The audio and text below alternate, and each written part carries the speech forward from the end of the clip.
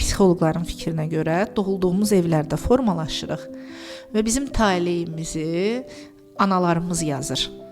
Bilmədən dedikləri cümlələrlə, sublimativ mesajları ilə bizə ötürdüyü, məsələn, bəzi qızlar var ki, deyir ki, mənim anam həmişə mənə deyirdi ki, sən hansı evə getsən orada gəlin olmayacaqsan. Mən 5 yaşım deyir var idi.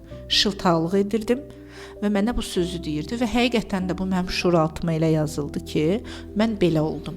Və yaxud bəzi oğlanlar var ki, deyirlər ki, üzr istəyirəm ifadəmə görə, bundan adam olmayıb, olmayacaq və həqiqətən də olmur. Bu bizə yazılan mesajlardır.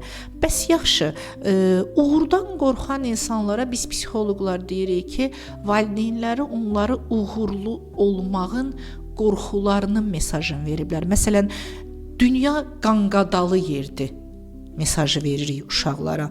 Məsələn, çıxdın küçəyə, heç kəsdən konfet alma, birdən səni uğurlayanlar getmə. Amma biz bu mesajı verə bilmirik ki, dünya həm də qanqadalı yerdir. Və ona görə də bizim böyütdüyümüz uşaqlar, yeniyetmələr həyatdan daim zərbə gözləyirlər. Və zərbə gözlədikləri üçün də biz nəyi gözləyiriksə o cavabı da alırıq deyə, ona görə də zərbəni alırıq. Və orada da bir mesaj var ki, uğurlu insanların dərdi çox olur.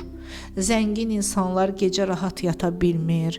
Nə bilim, elə bilirsiniz, uğurluların həyatı yaxşıdır.